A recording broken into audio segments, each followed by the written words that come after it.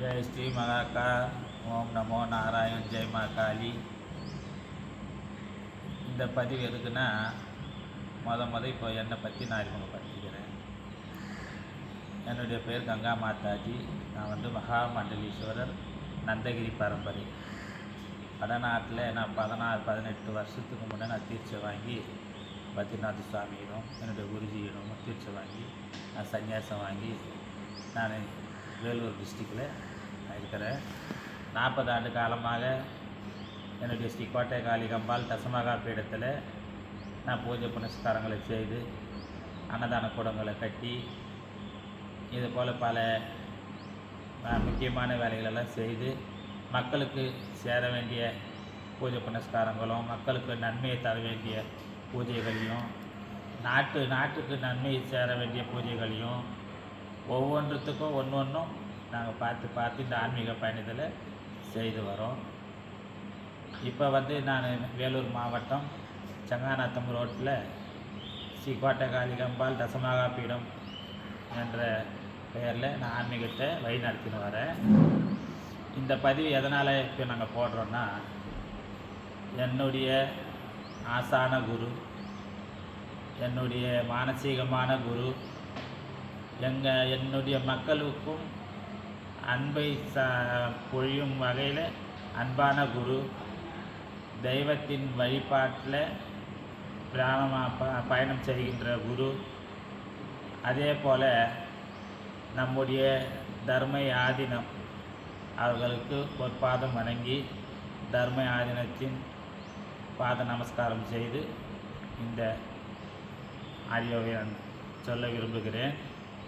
தர்ம ஆதீனத்தை பற்றி திருநெல்வேலியை சேர்ந்த பாஸ்கரன் கௌசிகர் என்ற ஒரு நபர், அவரும் ஒரு ஆன்மீகத்தில் ஒரு இந்து வழிபாட்டில் ஒரு பாடசாலைகளை வைத்து மக்களுக்கு இந்து சனாதனத்தையும் இந்துனுடைய போதகத்தையும் இந்து வழிபாட்டில் பூஜை புனஸ்காரத்தையும் இது போல் சொல்லி கொள்கிறாருன்றது கேள்விப்பட்டிருக்கிறேன்.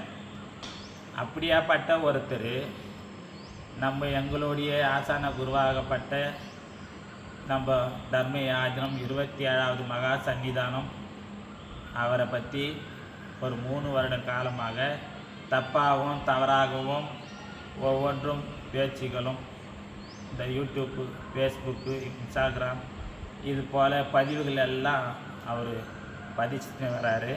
இதை இந்து சமுதாயத்துக்கே ஒரு அசிங்கமாக நினைக்கிறோம். எதனாலன்னா, நாங்கள் இப்போ நான் பேசுறது, நானே ஒரு திருநங்கையாக பிறந்து ஒரு ஆன்மீகத்துக்குள்ளே மக்களுக்கு சேவை செய்யணும், மக்களுக்கு நலத்திட்டங்களை செய்யணும்னு தான் நாங்கள் இந்த ஆன்மீகத்தில் வந்தோம். வேறு எந்த ஒரு குறைபாட்டிலே வரல.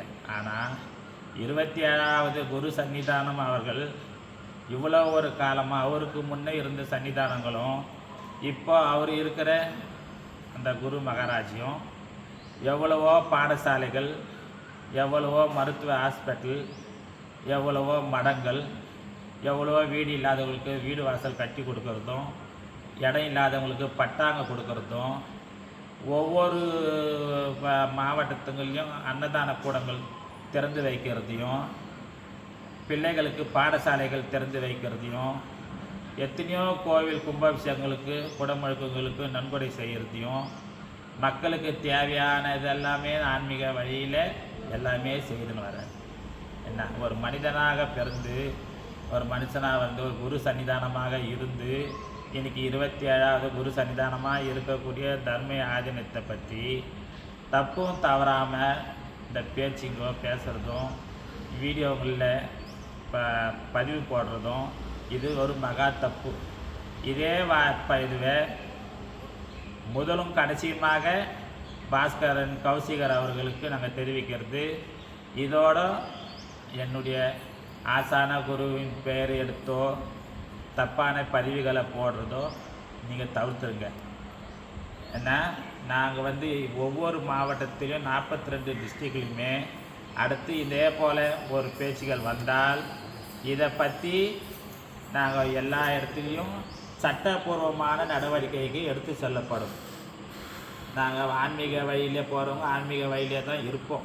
நாங்கள் அநாகரிகத்துக்கோ சண்டை போடுறதோ சாடி போடுறதோ ஒருத்தருக்கு ஒருத்தர் மன கஷ்டப்படுத்துகிறதோ ஒருத்தரை தொல்லை கொடுக்குறதோ ஒருத்தர் துன்புறுத்துறதோ அந்த வழிக்கு நாங்கள் போகிறவங்க இல்லை.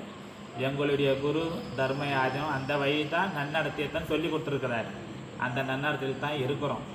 புரியுதா? அதே போல் வடநாட்டில் இருந்து நான் இந்த மகாமண்டலீஸ்வரர் தமிழ்நாட்டில் நான் தீட்சை வாங்கி நான் இந்த மடம் கட்டி இந்த ஆசிரமத்தில் நான் இருக்கேன்னா நான் 5 ஸ்டேட்டுக்கு இருக்கிறேன்.